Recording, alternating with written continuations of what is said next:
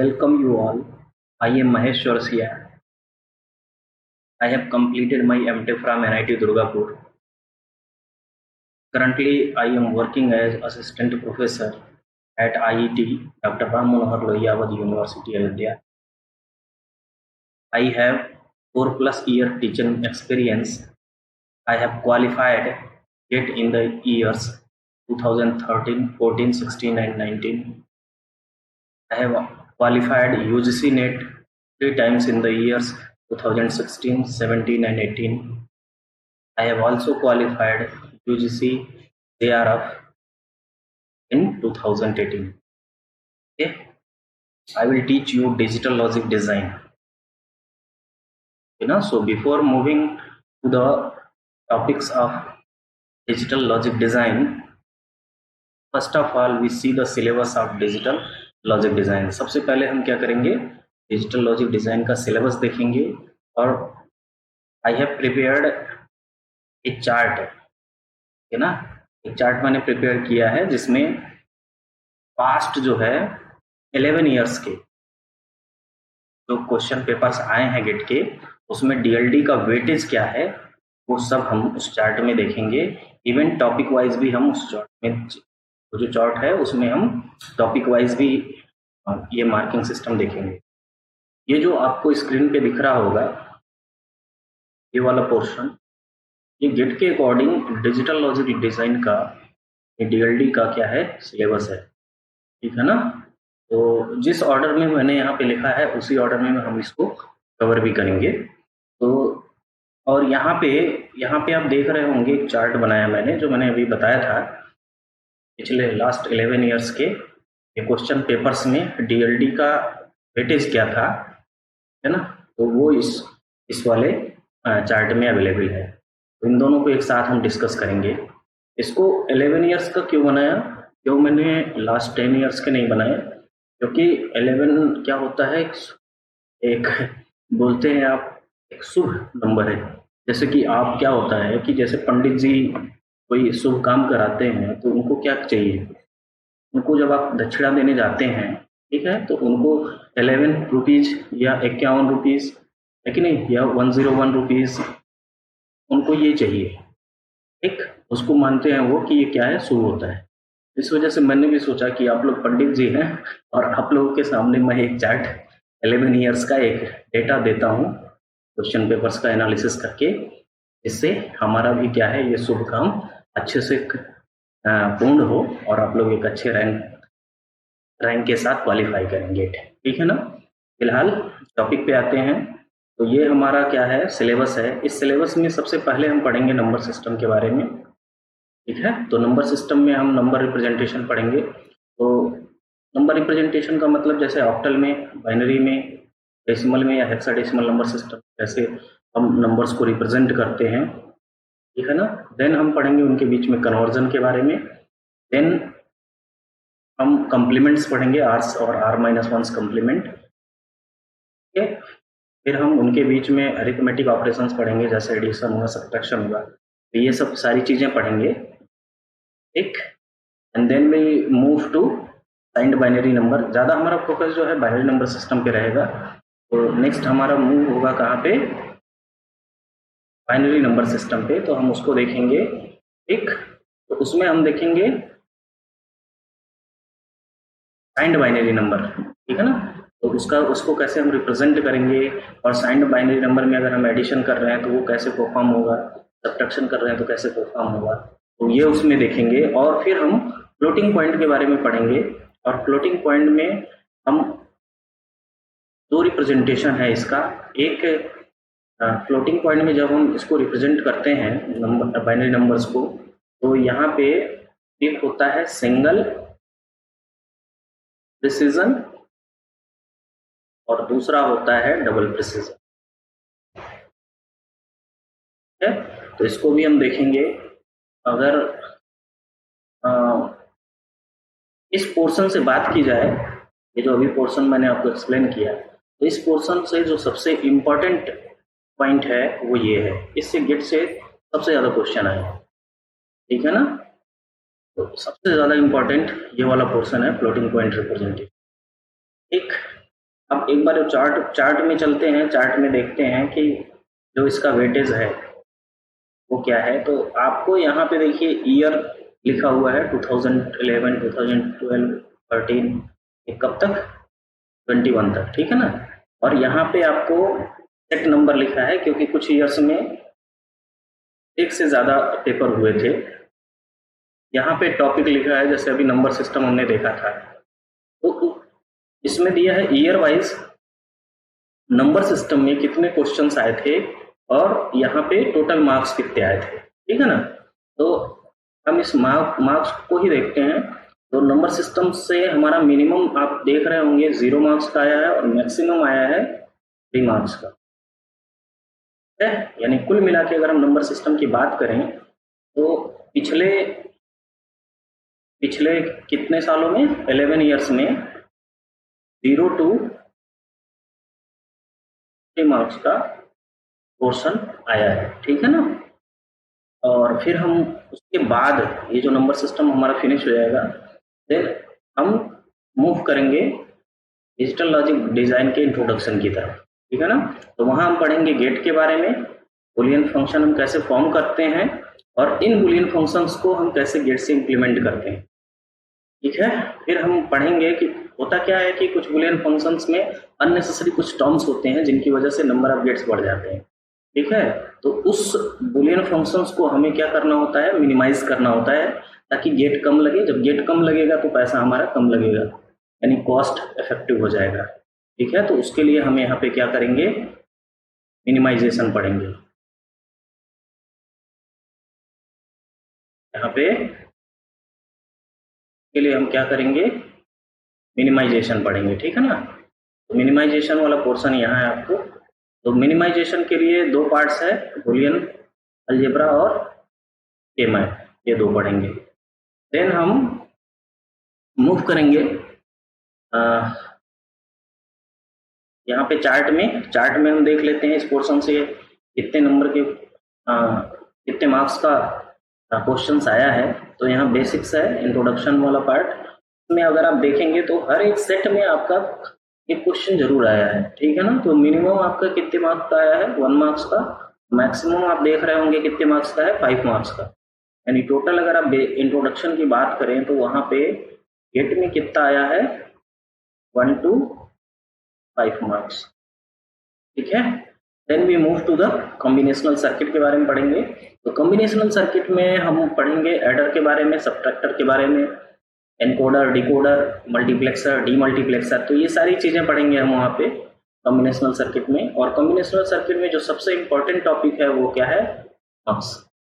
अच्छा, इंट्रोडक्शन में सबसे इंपॉर्टेंट क्या है, के मैप, कर्नॉफ मैप। सबसे ज्यादा क्वेश्चन इसी से आते हैं, ठीक है। लेकिन अगर आप कॉम्बिनेशनल सर्किट की बात करें, इसमें जो सबसे इंपॉर्टेंट टॉपिक है वो क्या है, मक्स। मक्स मतलब मल्टीप्लेक्सर का शॉर्ट फॉर्म मक्स बोलते हैं, ठीक है ना। तो ये बहुत इंपॉर्टेंट है। इसमें अब तक गेट की पूरी हिस्ट्री में जितना कॉम्बिनेशनल सर्किट से क्वेश्चन आया है उसका 50% जो है मक्स से आया है, ठीक है ना। मक्स से 50% क्वेश्चंस जो हैं आपके बने हैं। तो अब आ जाते हैं यहाँ पे, हम चार्ट में देख लेते हैं। ये हमारा रहा कॉम्बिनेशनल सर्किट। यहाँ पे आप देख रहे होंगे 0 मार्क्स का आया है एंड मैक्सिमम 2 मार्क्स का आया है। तो यानी कॉम्बिनेशनल सर्किट से क्या आ सकता है, कितने मार्क्स का, 0 से 0 to 2 मार्क्स, ठीक है ना। फिर उसके बाद हम मूव करेंगे सिक्वेंशियल सर्किट में। तो सिक्वेंशियल सर्किट में कई पोर्शंस हैं, जैसे कि उसमें हम फ्लिप फ्लॉप पढ़ेंगे, देन हम रजिस्टर पढ़ेंगे, देन हम काउंटर पढ़ेंगे। और सिक्वेंशियल सर्किट में जो सबसे इंपॉर्टेंट कॉन्सेप्ट है वो है काउंटर। सबसे इंपॉर्टेंट क्या है, काउंटर। मैक्सिमम क्वेश्चन, मैक्सिमम क्या, ऑलमोस्ट 70% क्वेश्चन काउंटर पे आते हैं डीएलडी में, ठीक है ना। तो इसका भी वेटेज देख लेते हैं। ये हमारा रहा सिक्वेंशियल सर्किट, ठीक। इसमें देखिए 0 मार्क्स का भी आया है एंड 5 मार्क्स, ठीक है ना। मिनिमम 0, मैक्सिमम 5 मार्क्स के क्वेश्चंस आए हैं गेट में। तो यहाँ से आप क्या पता चला, 0 to 5 मार्क्स, 0 to 5 मार्क्स के क्वेश्चन यहाँ से आए, ठीक है। अब यहाँ पे मैंने क्या किया है, टॉपिक वाइज मैंने एवरेज ले लिया है। कहाँ पे? ये वाला। ये पिछले 11 ईयर्स में टॉपिक वाइज हर एक पेपर में ऑन एवरेज कितने मार्क्स का नंबर सिस्टम से आया है, ऑन एवरेज कितने मार्क्स का बेसिक्स यानी इंट्रोडक्शन से आया है, और ऑन एवरेज कितने मार्क्स का कॉम्बिनेशनल सर्किट से आया है, और ऑन एवरेज कितने मार्क्स का सीक्वेंशियल सर्किट से आया है क्वेश्चन। ठीक है ना? तो अगर आप इन चारों को ऑब्जर्व करें तो सबसे ज्यादा इंपॉर्टेंट आपको कौन सा टॉपिक दिख रहा है? बेसिक्स, है ना? तो सबसे ज्यादा इंपॉर्टेंट कौन है? यहाँ देखिए, बेसिक्स।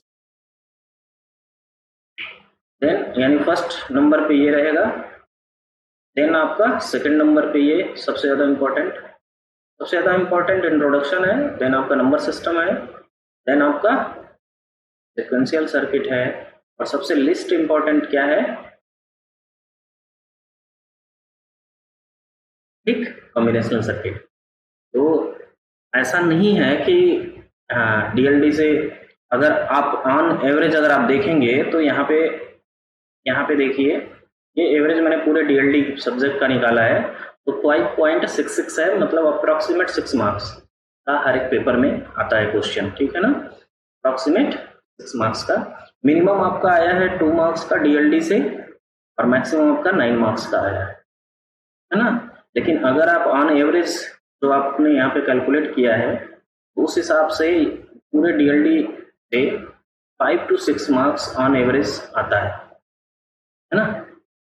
अब कई लोग सोचते हैं कि ये कोर सब्जेक्ट तो हमारा है नहीं, तो इसको पढ़ने का मतलब क्या होता है? सबसे बड़ी चीज ये है, जो कोर सब्जेक्ट नहीं होता है उससे क्वेश्चंस बहुत इजी आते हैं। मैं आपको ये सिलेबस से पढ़ाऊंगा इसका, तो मैं आपको उसके रिस्पेक्टिव गेट ईयर्स के काफी क्वेश्चंस लगवाऊंगा। आप उसमें देखिएगा, बहुत इजी क्वेश्चंस डीएलडी से पूछे गए हैं। मतलब ये जो 5 और 6 या 6 मार्क्स का है, ये आपका एकदम श्योर है। अगर आप डीएलडी अच्छे से पढ़ते हैं, थोड़ी प्रैक्टिस करते हैं, तो 5 to 6 मार्क्स आपका पक्का आएगा। ठीक है ना? क्योंकि इसमें गलत होने के चांसेस बहुत कम है, 0 मान लीजिए। बहुत कम क्वेश्चन इसमें ऐसे होते हैं जो टफ होते हैं, अदरवाइज बहुत ईजी। अब यहाँ से हम क्या करेंगे, डीएलडी का जो सिलेबस है उसको सीखना स्टार्ट करेंगे। We are going to learn each topic of DLD, है ना? तो the first topic is number system. Number system के बारे में पढ़ते हैं।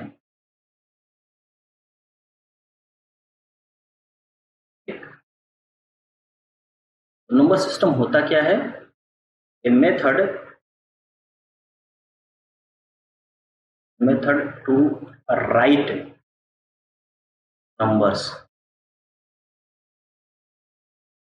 यानी क्या मतलब हुआ इसका? तो मतलब ये हुआ कि नंबर्स को लिखने का ये एक मेथड होता है, या आप ये बोल सकते हैं कि नंबर्स को रिप्रेजेंट करने का एक तरीका होता है। क्या? Number system. ठीक है ना? तो जैसे मान लो आपने बाइनरी नंबर सिस्टम का नाम सुना होगा, तो सपोज मैंने एक नंबर लिख दिया बाइनरी नंबर सिस्टम में, ये नंबर्स है, बेस 2 मतलब बाइनरी नंबर सिस्टम। तो इसमें आप देख रहे होंगे कि मैंने जो ये नंबर लिखा वो 0 और 1 के फॉर्म में ही लिखा, यानी 0 और 1 के कॉम्बिनेशन से लिखा। ठीक है ना? ऐसा क्यों किया मैंने? क्यों बाइनरी नंबर सिस्टम में 0 और 1 का ही यूज मैंने किया? ठीक है ना? क्यों मैंने और जो डिजिट्स अवेलेबल हैं, जैसे हम डेसिमल नंबर सिस्टम को रियल लाइफ में यूज करते हैं, तो उसमें भी कई 3, 4, 5, 6 ऐसे डिजिट्स हैं, तो उनका यूज हमने बाइनरी नंबर सिस्टम में क्यों नहीं किया?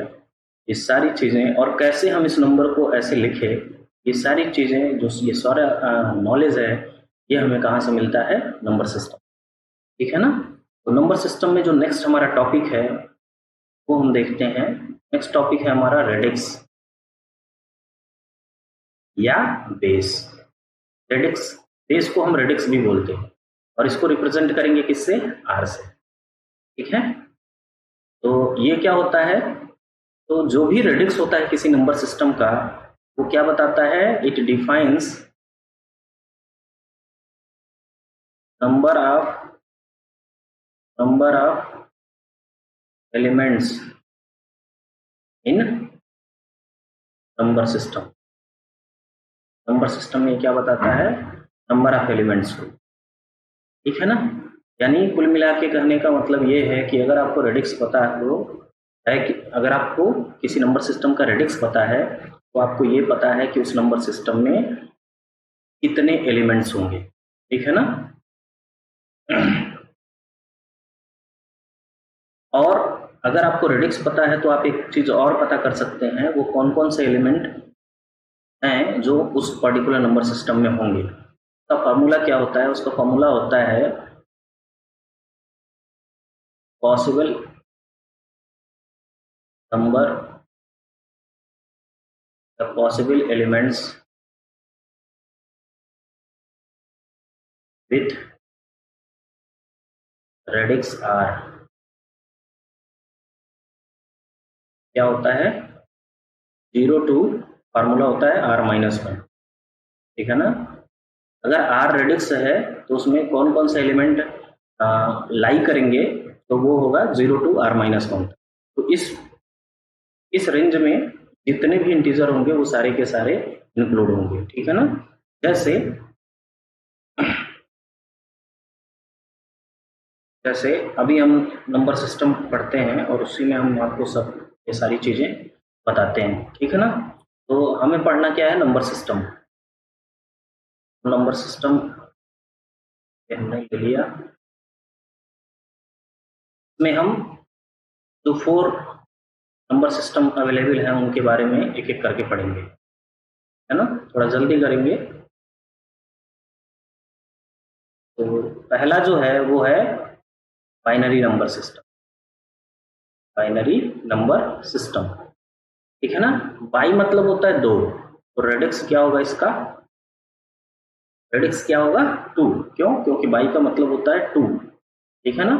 और अभी हमने देखा कि अगर एलिमेंट हमें पता करने हो इस बाइनरी नंबर सिस्टम में तो हमें क्या करना होगा? 0 to r-1 में जितने इंटीजर होंगे, ठीक है ना। तो 0 to r-1 मतलब 2-1, ठीक। ये क्या हो जाएगा? 0 to 1। तो 0 to 1 में कितने इंटीजर हैं? 0 एंड, ठीक है। यानी जो बाइनरी नंबर सिस्टम होता है उसमें जो एलिमेंट्स होंगे वो क्या होंगे? 0 1 होंगे। और अगर आपको कोई नंबर बाइनरी नंबर सिस्टम में बनाना हो तो आपको यही यूज करना होगा, 0 और 1 की हेल्प से ही आप उसको बनाएंगे, है ना। और कोई डिजिट आप यूज नहीं कर सकते। तो ये हमारा था कौन सा? Binary number system. नेक्स्ट है octal number system. Octal number system, octal का मतलब होता है 8। तो आपका बेस क्या हो जाएगा? 8। तो नंबर्स क्या क्या अलाउड है? तो फार्मूला होता है 0 to r-1, यानी क्या हो जाएगा? 0 to r-1 का मतलब होता है 7। 8-1 क्या हो जाएगा? 7। ये कौन सा एलिमेंट आ गए? 0 1 2 3 4 5 6। तो ऑक्टल नंबर सिस्टम में 0 to 7 अलाउड है। और मैंने अभी आपको जो डिफिनीशन अभी पढ़ाई थी, है ना, जो डिफिनीशन बताया था बेस या रेडिक्स का, वो क्या था? Number of elements.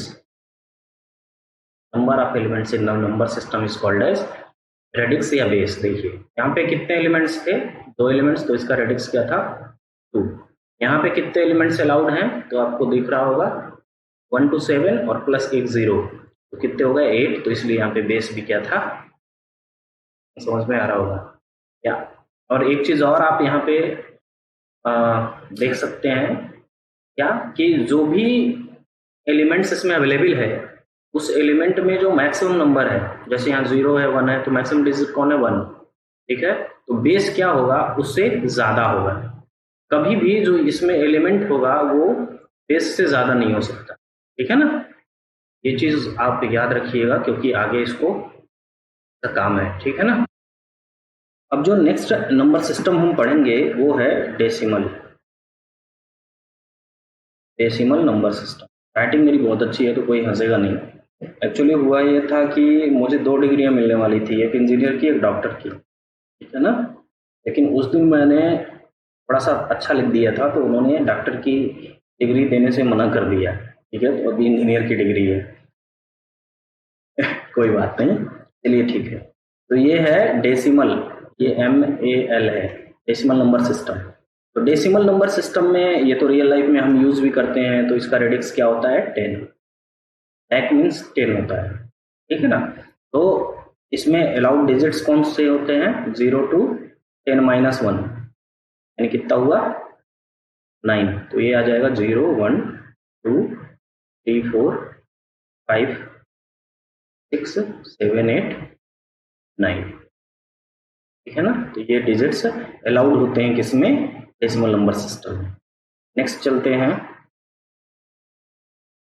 हेक्साडेसिमल। तो नेक्स्ट है हेक्साडेसिमल नंबर सिस्टम। तो हेक्साडेसिमल नंबर, हेक्स मतलब 6 होता है, डेसिमल मतलब 10, एक मतलब 10, तो 6 + 10 कितना हो जाएगा, बेस इसका 16, ठीक। तो इसमें क्या होता है 0 to 9 आपके क्या रहते हैं, डिजिट्स रहते हैं, मतलब डेसिमल डिजिट रहते हैं 0 to 9, एंड बचा कितना 0 to 9 कितने हो गए 10। तो चूंकि रेडिक्स हमारा 16 है, रेडिक्स क्या बताता है कितने नंबर ऑफ एलिमेंट्स हैं इसमें, तो 10 एलिमेंट्स तो 0 to 9 हो गया, तो बचे जो 6 हैं वो क्या हो जाएंगे, अल्फाबेट्स हो जाएंगे। तो फर्स्ट 6 अल्फाबेट्स कौन कौन से हैं, ABCDEF। अगर आप उस फार्मूले से भी कैलकुलेट करना चाहें तो वो फार्मूला क्या था, 0 to R-1, तो 16 - 1 मतलब 15। तो 0 to 9 तो ये हो जाएगा, और इसको हम मानते हैं 10, 11 12 13 14 15, टोटल कितना है 0 to 15। आई थिंक ये समझ में आ गया होगा नंबर सिस्टम के बारे में, ठीक। अब ये जो नंबर सिस्टम हमने पढ़ा है ना, इसमें हमें एक और पॉइंट पढ़ना है, थोड़ा सा इसका कंक्लूजन देख लेते हैं। कंक्लूजन यहाँ नोट लिख देते हैं।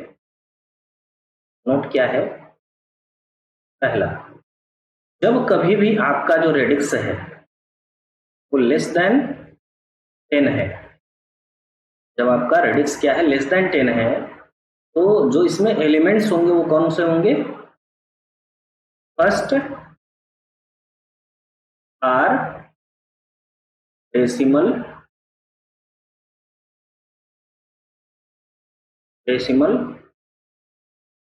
नंबर्स स्टार्टिंग फ्रॉम 0, है कि नहीं। जैसे यहां पे आप देख लीजिए, यहाँ पे ठीक, यहाँ पे बेस क्या है ऑक्टल नंबर सिस्टम में, ऑक्टल नंबर सिस्टम में जो बेस है वो क्या है 8 है, जो कि लेस देन कितना है 10 है। तो मैंने क्या बोला कि जब भी बेस क्या होगा लेस देन 10 होगा, तो फर्स्ट जो आर डेसिमल नंबर्स होंगे स्टार्टिंग फ्रॉम 0 वो उसके एलिमेंट्स होंगे। तो starting from 0 first r decimal number, यानी फर्स्ट आर की वैल्यू यहाँ क्या है 8 डेसिमल नंबर्स, तो एक तो 0 हो गया, देन 1 2 3 4 5 6 7, तो ये टोटल कितने हो गए 8 डेसिमल नंबर्स हो गए, ठीक है। दूसरा क्या है, अगर r = 10 है तब तो ये आपका डेसिमल नंबर सिस्टम ही हो गया।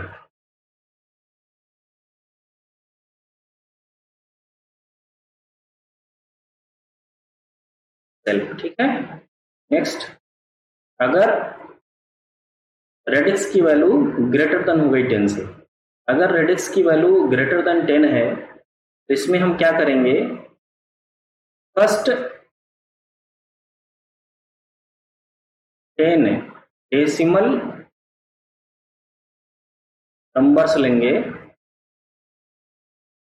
जो कि स्टार्टिंग फ्रॉम 0 होगा, ठीक है। अब अगर रेडिक्स हमारा r है उसमें से 10 मैं ले चुका हूं, ठीक, तो बचा कितना R-10, एंड फर्स्ट R-10 क्या हो जाएंगे इंग्लिश अल्फाबेट,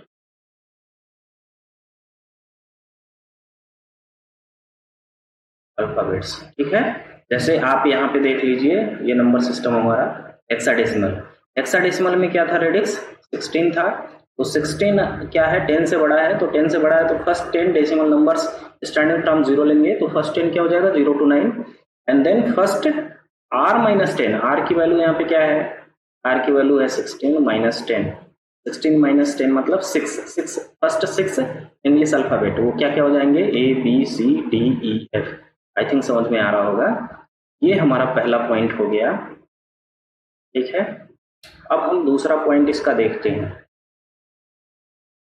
दूसरे पॉइंट में जैसे जब हम कोई यहाँ पे ऐसे कोई नंबर लिख देते हैं, मान लीजिए ABC.D टाइप का कोई नंबर लिख दिए, तो ये जो जब तक हमें अगर इसका बेस नहीं पता है तो हम इसको क्या बोलते हैं, रेडिक्स पॉइंट।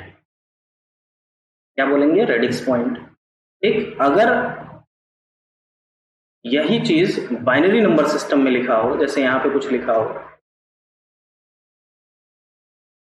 मान लो ये है, और ये कौन सा नंबर सिस्टम है, बाइनरी, तो ये है जो पॉइंट है, वैसे इसका जनरल नाम क्या है, रेडिक्स पॉइंट। ठीक है, यहाँ पे देखिए जनरल नाम क्या है, रेडिक्स पॉइंट है, लेकिन जब आप बाइनरी नंबर सिस्टम में इसको यूज करेंगे तो इसका नाम क्या हो जाएगा, बाइनरी पॉइंट। ठीक है, यही अगर आप इसको ऑक्टल नंबर सिस्टम में यूज कर दिए, ठीक, मान लो ये बेस 8 मतलब ऑक्टल नंबर सिस्टम, तो इसका नाम क्या हो जाएगा, ऑक्टल पॉइंट। ठीक, और अगर आपने इसको डेसिमल नंबर सिस्टम में यूज कर दिया तो वो तो आप जानते हो पहले से ही, जैसे मान लो 59.76 है। ठीक, तो इसको हम क्या बोलते हैं, डेसिमल पॉइंट। ठीक, और ऐसे ही अगर हेक्साडेसिमल में आपने इसको यूज कर लिया, जैसे मान लीजिए AF.DE है, ठीक, तब इसको बोलेंगे हेक्साडेसिमल है।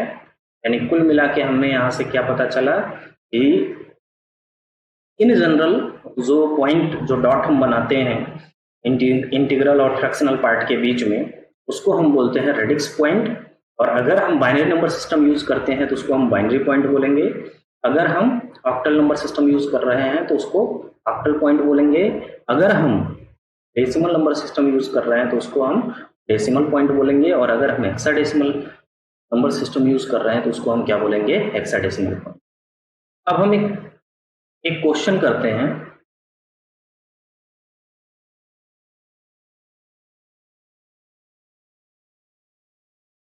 What will be the base of 256? ठीक है, आपके ऑप्शन हैं A 5, B 6, C greater than or equal to 7, D none। ठीक, तो यहाँ पे आप पॉज करिएगा और बताइएगा, एक बार कैलकुलेट कर लीजिएगा कि कौन सा ऑप्शन इसमें करेक्ट है, और फिर अभी मैं उसका सॉल्यूशन दूंगा, उसको मैच कर लीजिएगा। ठीक है, तो आई थिंक आपने ट्राई कर लिया होगा, तो अब मैं इसका सॉल्यूशन लिखता हूँ।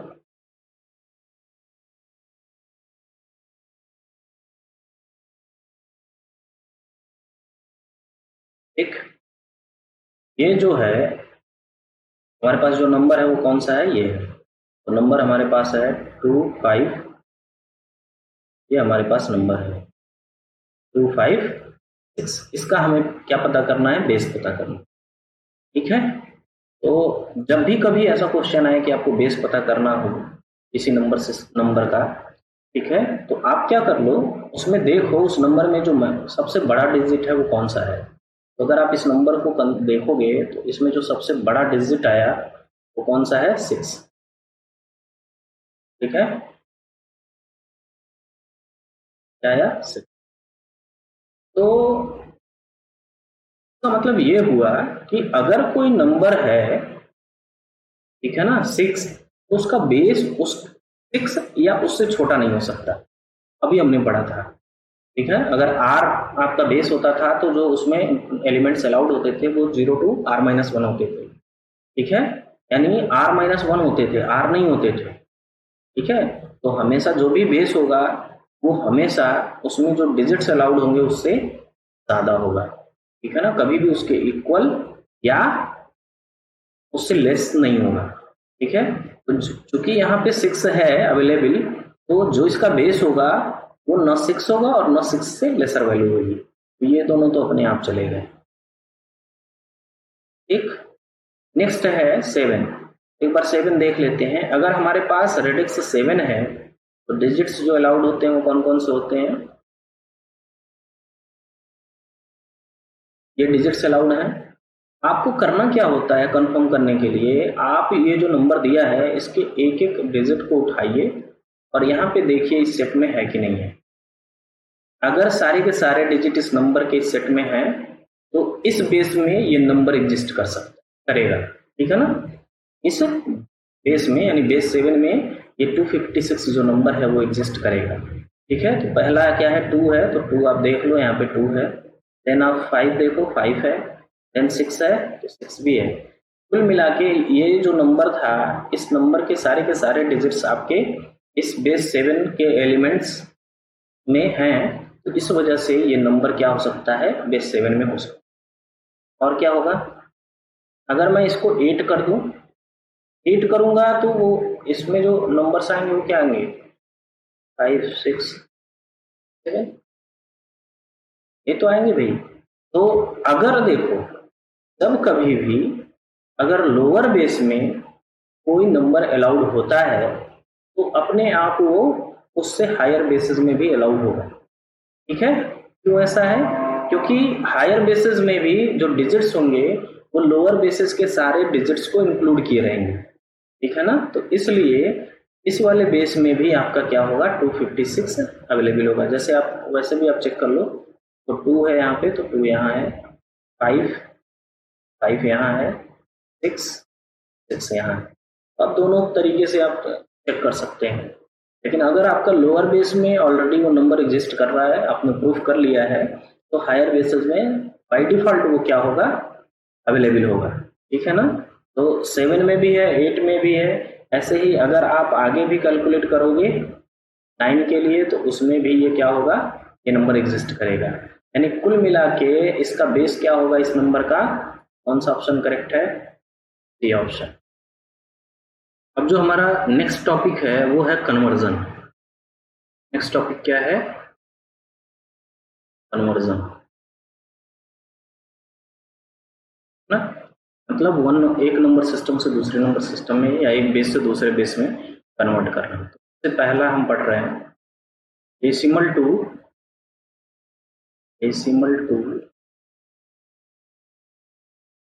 अदर नंबर सिस्टम, या आप बोल सकते हो डेसिमल टू अदर बेसिस, है ना, अदर बेसिस। डेसिमल से अगर अदर बेसिस में कन्वर्ट करना हो तो हम क्या करेंगे। ठीक, राइटिंग मेरी बहुत अच्छी है तो उस पर कोई कमेंट नहीं होना चाहिए, कोई हंसेगा नहीं। ठीक है ना, एक्चुअली हुआ क्या था कि जो मेरी राइटिंग है उसको देख करके लोगों ने सोचा कि क्यों ना इसको दो डुअल डिग्री दे दिया जाए, एक इंजीनियर का और एक डॉक्टर का। ठीक है ना, तो जिस दिन उन्होंने मुझे बुलाया तो उस दिन मैंने थोड़ा अच्छा लिख दिया, तो इसलिए उन्होंने बस इंजीनियर की ही डिग्री दी कि डॉक्टर वाली उस दिन मुझसे मिस हो गई। ठीक है, अदरवाइज आज मैं भी कोरोना का इलाज कर रहा होता। अभी तो कोरोना मेरा इलाज कर रहा है मतलब हम सबका कर रहा है। ओके, जो के पार्ट। अब देखिए क्या होगा, जैसे अगर मुझे डेसिमल से अदर बेसिस में कन्वर्ट करना है, जैसे मान लीजिए यहाँ पे आपका डेसिमल नंबर सिस्टम है तो हमें अदर बेसिस में कन्वर्ट करना है। तो रूल क्या है, ये हमें गिवन है, इसमें हमें कन्वर्ट करना है। ठीक है ना, तो एक एग्जांपल से इसको समझा देता हूँ। जैसे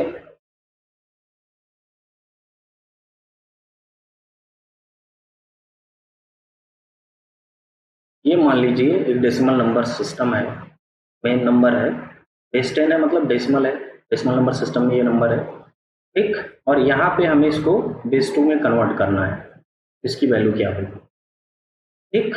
रूल क्या है, जो भी इसका रूल है ना वो सारे नंबर सिस्टम पे वैलिड है, चाहे आप डेसिमल से बाइनरी में कन्वर्ट करिए, डेसिमल से ऑक्टल में कन्वर्ट करिए, डेसिमल से हेक्साडेसिमल में कन्वर्ट करिए, या डेसिमल से अदर किसी बेस में कन्वर्ट करिए, बेस 4 में, बेस 7 में, बेस 6 में, जिस भी बेस में आप कन्वर्ट करना चाहते हैं, रूल सेम है।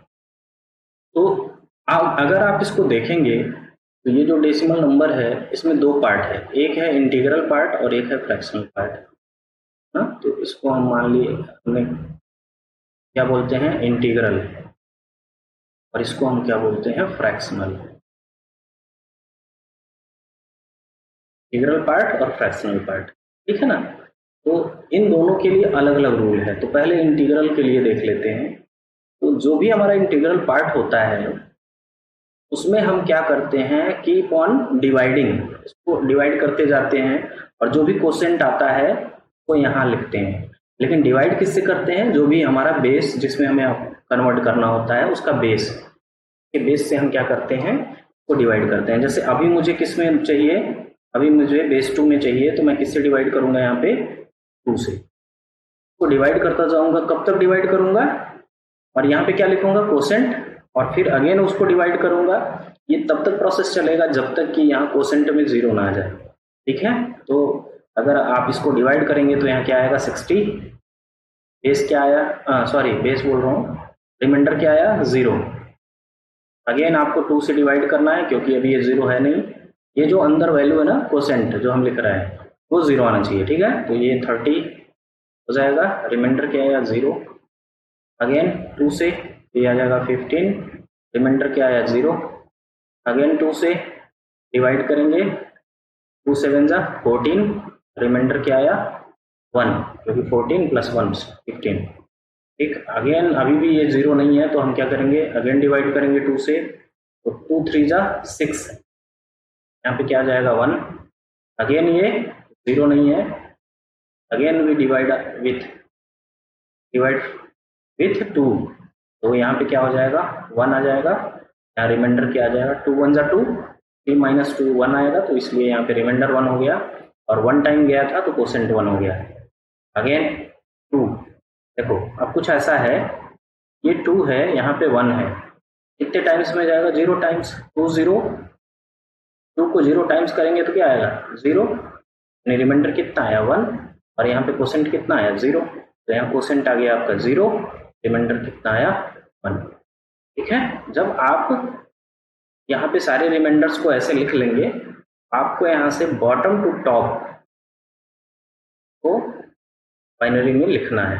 तो बॉटम टू टॉप कैसे लिखेंगे, पहले 1 1 1 1 देन 3 0, ठीक है। ये आपका बाइनरी रिप्रेजेंटेशन हो जाएगा किसका, 120 का, ठीक है। कहाँ से लिखेंगे, bottom to top, clear.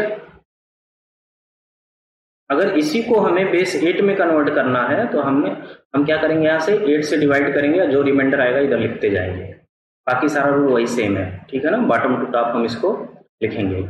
Again अगर बेस मान लीजिए 16 में कन्वर्ट करना है तो यहाँ आपको क्या करना पड़ेगा, 16 से डिवाइड करना पड़ेगा 120 में, ठीक है। अब ये तो था इंटीग्रल पार्ट के लिए, ये जो प्रोसेस था ये किसके लिए था, अगर इंटीग्रल पार्ट है तो, ठीक। अब दूसरा क्या है, अगर फ्रैक्शनल पार्ट हो तो क्या करेंगे, अगर फ्रैक्शनल पार्ट हो उसके लिए हम मल्टीप्लाई करते हैं। मल्टीप्लाई कैसे करेंगे, जैसे यहाँ पे फ्रैक्शन वाला पार्ट क्या है, अब उसको हम मल्टीप्लाई करेंगे किससे, जो बेस होगा, जिस बेस में हमें कन्वर्ट करना होगा। तो यहाँ बेस किस में कन्वर्ट कर रहे हैं, 2, तो यहाँ 2 से क्या होगा, मल्टीप्लाई होगा। अब मल्टीप्लाई तो 2 से होगा, लेकिन कब तक होगा, तब तक होगा जब तक कि पॉइंट के बाद 0 0 ना आ जाए, या फिर कई बार ऐसा होता है कि ये 0 0 यहाँ पे आता ही नहीं, ठीक है। तो जब 0 0 नहीं आता है तब उस केस में हमें क्या करना होता है, कि जो डिजायर्ड एक्यूरेसी हमें चाहिए होती है, डिजायर्ड एक्यूरेसी जो हमें चाहिए होती है वहां तक हम करते हैं। जैसे अप टू 3 डेसिमल पॉइंट, ठीक है। इस टाइप की चीजें वहाँ आपको, या तो ऑप्शन में आप देख लीजिए कितने डेसिमल पॉइंट तक किया है, उतने डेसिमल पॉइंट तक आप भी कर दीजिए, बाकी छोड़ दीजिए, ठीक है ना। तो यहाँ पे क्या करना है, हमें मल्टीप्लाई करना है, तो मल्टीप्लाई करेंगे तो यहाँ 25 इंटू 2 क्या आ जाएगा, ये वैल्यू आ जाएगी, ठीक। तो यहाँ पे जो इंटीजर वैल्यू है क्या है, 0, तो उसको आप यहाँ साइड में लिख दीजिए, ठीक। अब जो फ्रैक्शन पार्ट है उसको फिर यहाँ लिखिए 0.50 इंटू 2, गेन करिए तो ये क्या आ जाएगा 1.00, ठीक। तो इस 1 को आप यहाँ रख दीजिए यहाँ पे। अब यहाँ पे आप देख रहे होंगे कि पॉइंट के बाद क्या आ गया 00, तो यहीं पे आप स्टॉप कर देंगे। लेकिन अगर 00 नहीं आता है तो आप क्या करिएगा, वहाँ ऑप्शन में देख लीजिएगा कितने डेसिमल पॉइंट तक उसने कैलकुलेट किया है, उस हिसाब से आप भी कर लीजिएगा उतने टाइम्स, ठीक है ना। तो यहाँ पे क्या आ जाएगा, कैसे हम मूव करेंगे, टॉप टू बॉटम। जब इंटीग्रल पार्ट में हम बॉटम टू टॉप जाएंगे, फ्रैक्शन पार्ट में हम टॉप टू बॉटम आएंगे, टॉप टू। कुल मिला के जो अभी हमने ये नंबर लिया था, कौन सा डेसिमल 120.25, ये जो हमने डेसिमल नंबर लिया था, इसको जब हमने बाइनरी में कन्वर्ट किया तो क्या आया 41। देखो बॉटम टू बॉटम से लिखेंगे 1111 और कितने 0, 30। अभी 30 मैंने नहीं लिखा तो यहाँ पे लिख दीजिए 30 पॉइंट।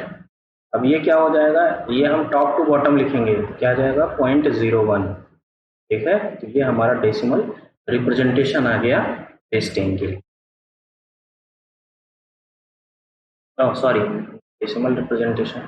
तो ये जो है हमारा वो क्या आ गया, बाइनरी रिप्रेजेंटेशन आ गया, ठीक है ना।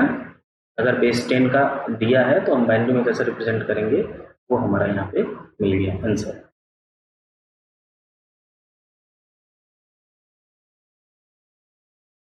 ठीक, बाकी बेसिस के लिए भी आपको यही काम करना है। जैसे मान लीजिए, सपोज कर लीजिए कि मैं क्या कर रहा हूँ,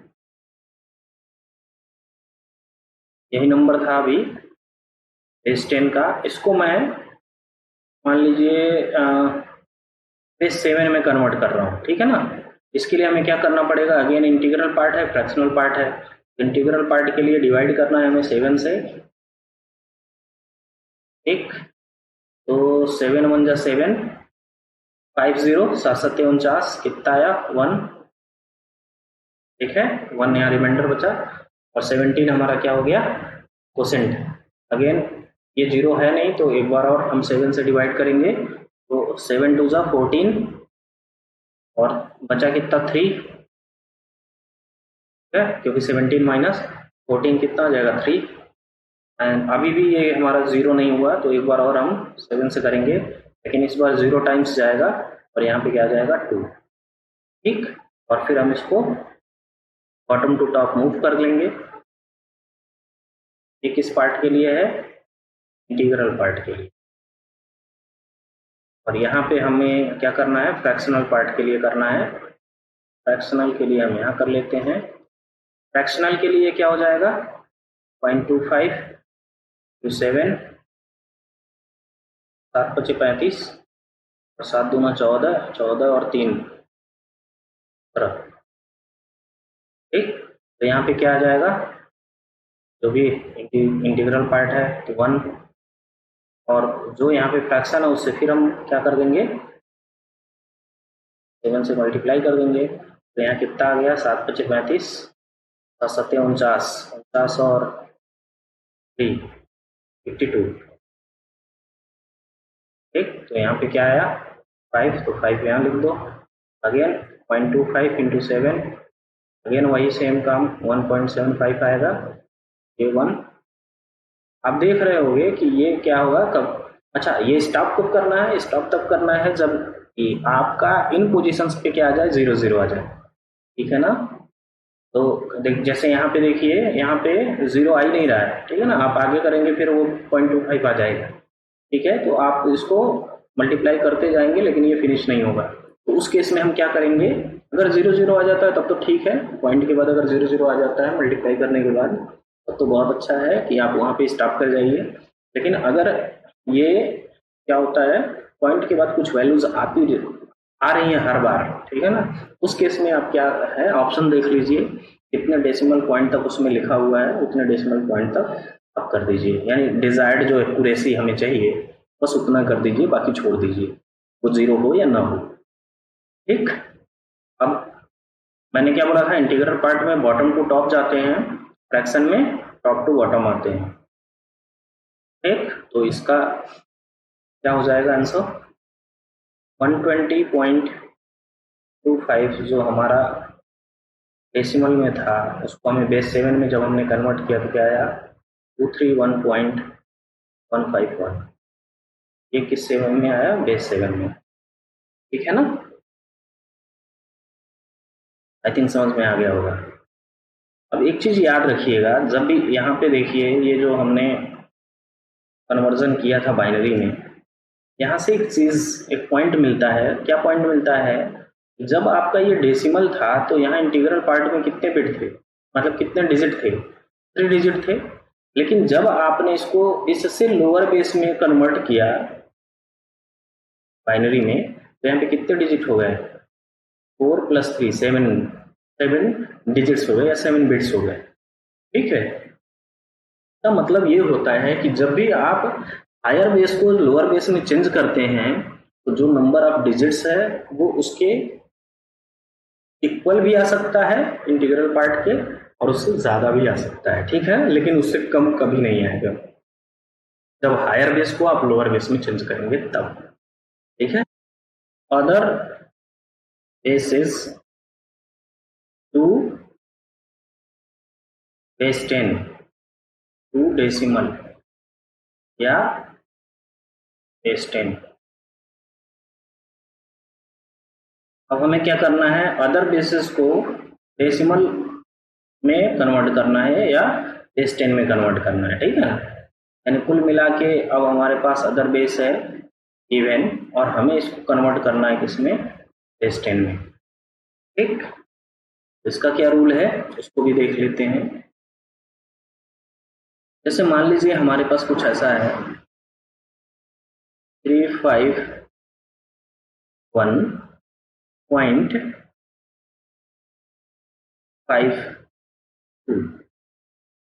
है ना, और सपोज यहाँ पे हमारा बेस हो गया मान लीजिए 7, तो इसको हमें क्या करना है, कन्वर्ट करना है बेस 10 में।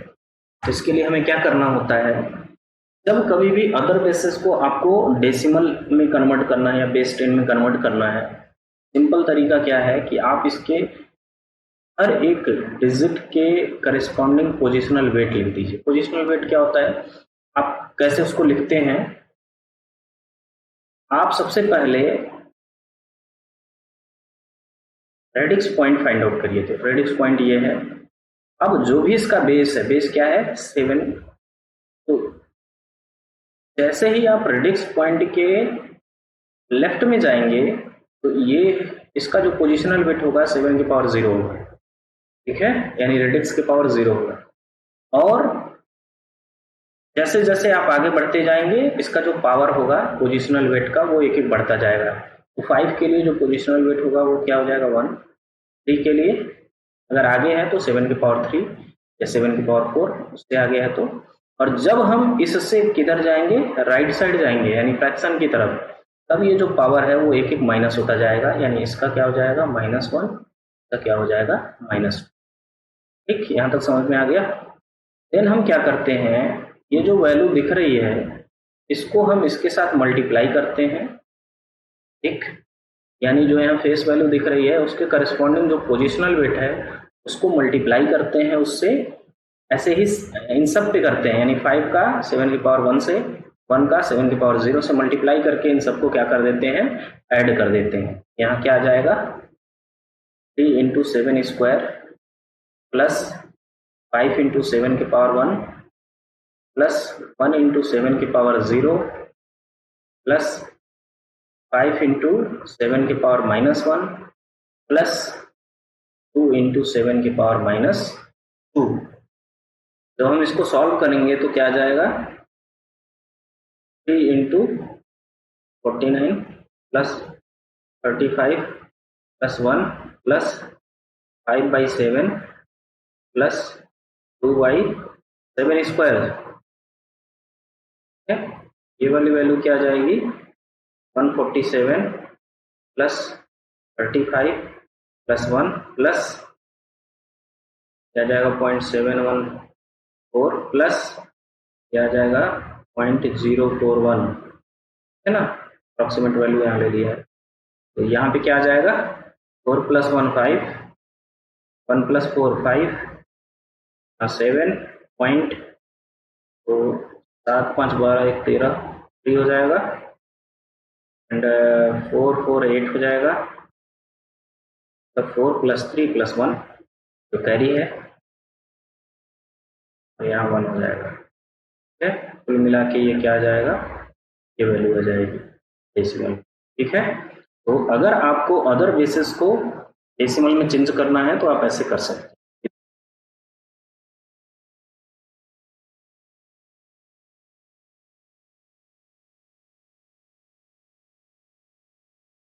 ठीक, सपोज कर लीजिए ये हमारे पास नंबर सिस्टम है बाइनरी, और इसको हमें चेंज करना है किसमें, डेसिमल में। तो क्या होगा, तो अगेन वही सेम रूल, क्या करना है, पोजिशनल वेट लिखना है। उसके लिए सबसे पहले हम रेडिक्स पॉइंट ढूंढेंगे, यानी बाइनरी पॉइंट ढूंढेंगे, और यहाँ पे हम लिखेंगे 2 की पावर 0, 2 की पावर 1, 2 की पावर 2, 2 की पावर 3, 2 की पावर 4, 2 की पावर 5, और इधर जाएंगे तो क्या लिख देंगे 2 की पावर -1, 2 की पावर -2। ठीक है, तो फ्रैक्शन के राइट साइड जाते हैं जब, मतलब फ्रैक्शनल पार्ट की तरफ जाते हैं जब, यानी बाइनरी पॉइंट के राइट साइड जब जाते हैं तो पावर्स को माइनस कर देते हैं, और जब बाइनरी पॉइंट के लेफ्ट साइड जाते हैं तो वायर जो पावर होता है उसको 1 1 इंक्रीमेंट कर देते हैं। ठीक है ना, अब क्या करते हैं, इसको इसके साथ मल्टीप्लाई करते हैं, 1 इंटू 2 की पावर 5, 1 इंटू 2 की पावर 4, 0 इंटू 2 की पावर 3, 1 इंटू 2 की पावर 2, 1 इंटू 2 की पावर 1, तो हमें क्या मिल जाएगा, उसके बाद इन सबको ऐड करने पे हमें डेसिमल वैल्यू मिल जाएगी। ठीक है, तो जब कभी भी आप बाइनरी में देखना तो ये मल्टीप्लाई करने की जरूरत नहीं है, फालतू में मल्टीप्लाई करने का क्या मतलब है, 1 से आप किसी चीज में मल्टीप्लाई करोगे तो वही चीज आ जाएगी। तो 1 इंटू 2 की पावर 5 क्या आ जाएगा 2 की पावर 5, प्लस 1 इंटू 2 की पावर 4 क्या आ जाएगा 2 की पावर 4, प्लस 0 इंटू 2 की पावर 3 लिखने की जरूरत ही नहीं है, क्या आएगा 0। ठीक, 1 इंटू 2 की पावर 2 क्या आ जाएगा 2 की पावर 2, प्लस 1 इंटू 2 की पावर 1 क्या आ जाएगा 2, प्लस 1 इंटू 2 की पावर -1, तो यहाँ 2 की पावर -1 आ जाएगा, प्लस 2 की पावर -2 आ जाएगा। ठीक, अब इसको आप सॉल्व कर लीजिए, तो 2 दूना 4 दूना 8 दूना 16 दूना 32, 32 ये हो जाएगा, 16 ये हो जाएगा, 4 प्लस 2 प्लस ये हो जाएगा 1/2, प्लस ये हो जाएगा 1/4, क्योंकि 1/2 की पावर 2 मतलब 1/4, तो 4 और 2 6, 6 12 एंड 2 14, 14 का 4 हो जाएगा, 1 1 2, 1 कैरी हो गया, और 1 ये 2, और 2 प्लस 3 5। ठीक, प्लस यहाँ आ जाएगा 0.5, प्लस यहाँ आ जाएगा 0.25, टोटल कितना आ गया 54.75। ये किसमें, डेसिमल। इस तरह से आप क्या कर सकते हैं, इसको कन्वर्ट कर सकते हैं। अब हम कुछ गेट क्वेश्चन, प्रीवियस ईयर्स के गेट क्वेश्चंस को प्रैक्टिस करते हैं जो अब तक हमने पढ़ा, के बेसिस पे कुछ यहाँ पे क्वेश्चंस मैंने लिए हैं। ठीक है ना, अब तक जो भी कॉन्सेप्ट हमने पढ़ा उससे रिलेटेड कुछ गेट के क्वेश्चंस यहाँ पे मैंने लिए हैं। इन सारे क्वेश्चंस को मैं एक एक करके सॉल्व करता हूँ, और आप भी क्या करिए, पहले इसको पॉज करके इसको अटेम्प्ट करिए, और अगर नहीं हो रहा है तो आप यहाँ सॉल्यूशन देख लीजिए। है ना, पहला क्वेश्चन है ये आपका 2017 में आया है। ठीक है ना, तो यहाँ पे दिया है क्वेश्चन क्या है, consider a quadratic equation x² - 13x + 36 is equal to 0 with coefficient in a base b, यानी जो यहाँ पे कोफिशिएंट है वो किस बेस में है, बी में। कोफिशिएंट क्या है, बेस बी में है, इतना याद रखिएगा। Then the solutions of this equation in the same base b, solution दिया है क्या, x इक्वल टू 5 और x इक्वल टू 6, ये क्या है, सॉल्यूशन है इस इक्वेशन का।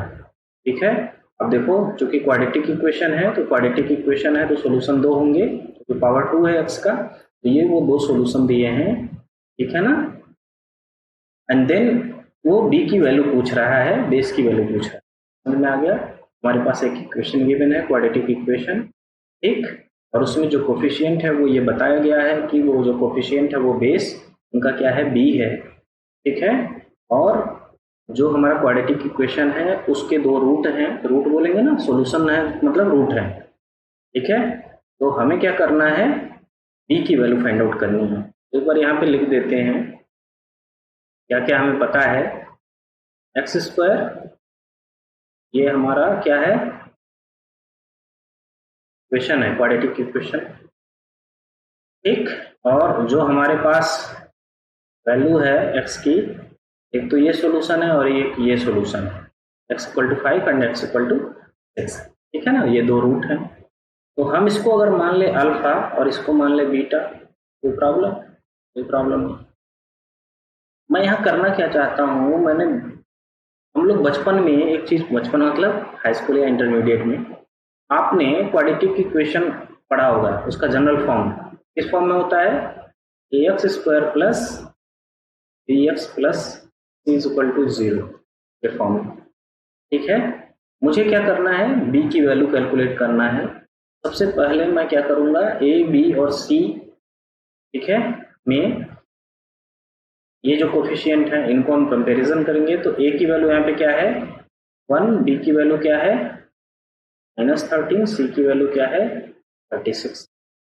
ठीक, अब फिर हम बचपन में जाते हैं, बीच बीच में हम बचपन में जंप कर जाएंगे। ठीक है ना, तो यहाँ पे वहां पे एक फार्मूला पढ़ते थे हम, सम ऑफ रूट्स। ठीक, यानी अल्फा प्लस बीटा, फार्मूला क्या होता था, -b/a, तो -b हो जाएगा -13/a की वैल्यू 1। ये जो -13 है वो इसका बेस क्या है, b, यहाँ पे क्या हो जाएगा, ये पूरा बेस क्या है, b है, तो 13 आया और बेस इसका क्या है। ठीक, जब भी बेस b है और उसको हमें कन्वर्ट करना हो किसमें, डेसिमल में, तो हम क्या करते हैं, इसके पोजिशनल वेट से मल्टीप्लाई करते हैं। यहाँ पे पोजिशनल वेट b की पावर 0, यहाँ पे b की पावर 1, यहाँ क्या आ जाएगा b प्लस 1 इंटू बी मतलब b प्लस 3 इंटू बी की पावर 0, यहाँ क्या आ जाएगा 3। अब ये किस में आ गया, डेसिमल में। ठीक, और जो हमने यहाँ पे 2 रूट लिए थे, अल्फा है 5 प्लस ये है 6 is equal to b plus 3, calculate करिए, तो b इक्वल टू क्या आ जाएगा 11 माइनस 3, यानी कितना आया 8, यानी बेस हमारा क्या आया 8, b की वैल्यू हमें कैलकुलेट हो गई क्या 8। ठीक, लेकिन अगर आप इसको चाहते हैं वेरीफाई करना तो आप वेरीफाई भी कर सकते हैं कि आपका आंसर सही है या गलत। तो एक और फार्मूला आपने बचपन में फिर से पढ़ा होगा, क्या है, प्रोडक्ट ऑफ रूट्स।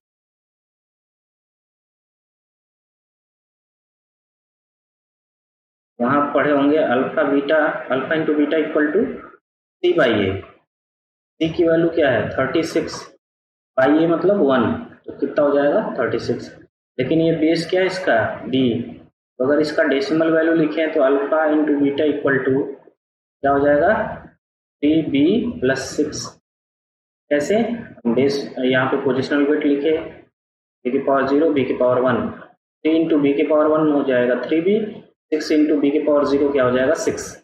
अब ये पूरा का पूरा किस में है, डेसिमल में, तो अल्फा की वैल्यू आपकी है 5 into 6 is equal to 3, b की वैल्यू अभी हमने देखा था क्या आई थी 8 प्लस 6। अब ये दोनों अगर इक्वल हो जाएंगे, left hand side equal to right hand side अगर हो जाएगा, तो जो बेस 8 आया था इसका मतलब वो करेक्ट था। उस 5 इंटू 6 क्या हो जाएगा 30, 8 3 का 24 प्लस 6, ये भी क्या आया 30, यानी कुल मिला के इसका बेस क्या होगा, b की वैल्यू क्या होगी 8।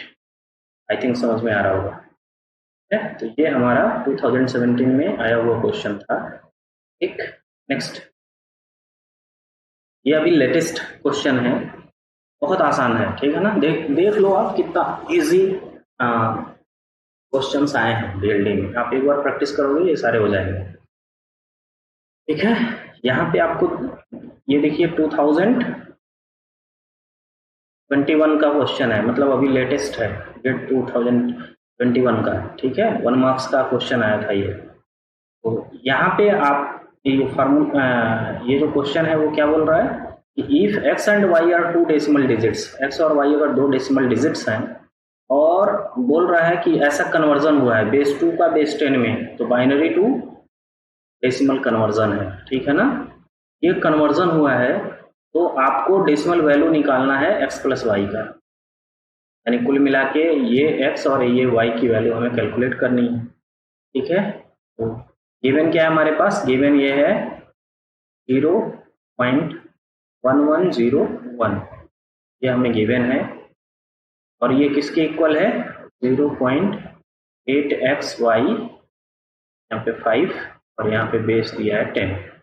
ठीक है, कुल मिला के बाइनरी को हमें डेसिमल नंबर सिस्टम में कन्वर्ट करना है। तो मैंने क्या बोला था कि जब भी कभी आपको ऐसा करना हो, अदर बेसिस को बेस 10 में कन्वर्ट करना हो, तो आप सबसे पहले रेडिक्स पॉइंट फाइंड आउट करिए। बाइनरी पॉइंट हमारा ये है, इधर से हम कहाँ मूव कर रहे हैं, राइट साइड में, तो पावर क्या हो जाएगा -1 पहले होगा, तो 2 की पावर -1 पोजिशनल वेट इसका हो गया। अब बाकी में क्या होगा, एक एक पावर माइनस होता चला जाएगा, तो नेक्स्ट क्या हो जाएगा 2 की पावर -2, अगेन 2 की पावर -3, अगेन 2 की पावर -4। 4 बिट है तो उन सभी का मैंने पोजिशनल वेट यहाँ लिख दिया। अब करते क्या है, ये जो पोजिशनल वेट है का मल्टीप्लाई हो जाता है यहाँ। ठीक है, तो 1 से किसी चीज में मल्टीप्लाई करेंगे तो वही चीज आ जाएगी। डायरेक्टली आप जब भी बाइनरी गिवन हो और आपको पोजिशनल वेट ऐड करने हो, पोजिशनल वेट आपको लिख करके उसमें मल्टीप्लाई करने हो, तो आप क्या करिए, जहां जहां 1 है, जहां जहां 1 है उस बाइनरी में, उसको क्या कर दीजिए, ऐड कर दीजिए, तो वो करेक्ट रिजल्ट आपको देगा। ठीक है ना, बस पोजिशनल वेट ऐड करना है। ठीक है, जहां जहां 1 है उसके करस्पॉन्डिंग जो पोजिशनल वेट है उसको आप ऐड कर लीजिए, तो वो आपको आसान रहेगा, मल्टीप्लाई करने की जरूरत नहीं है, क्योंकि मल्टीप्लाई करोगे तो वही वैल्यू आएगी। ठीक है, तो 1 कहाँ है इस पोजीशन पे, तो ये क्या है 2 की पावर -1, देन प्लस 2 की पावर -2। अब यहाँ देखो ये 1 1 था, लेकिन यहाँ पे 0 है, तो 0 में किसी चीज का मल्टीप्लाई करेंगे तो क्या आ जाएगा 0, तो 0 इंटू 2 के पावर -3 क्या आएगा 0। अब यहाँ 1 इंटू 2 के पावर -4 क्या आ जाएगा 2 के पावर -4। या आप डायरेक्टली जो जहां जहां 1 है उसके करस्पॉन्डिंग जो पोजिशनल वेट है उसको आप ऐड कर दीजिए, लेकिन ये आप तभी अप्लाई करिएगा जब यहाँ पे बाइनरी नंबर सिस्टम हो। ठीक है ना, यहाँ पे वैल्यू क्या आ जाएगी 1/2 प्लस 1/2 के पावर 2, 2 के पावर 2 मतलब 4, प्लस 1/2 के पावर 4, 2 के पावर 4 का मतलब होता है 16।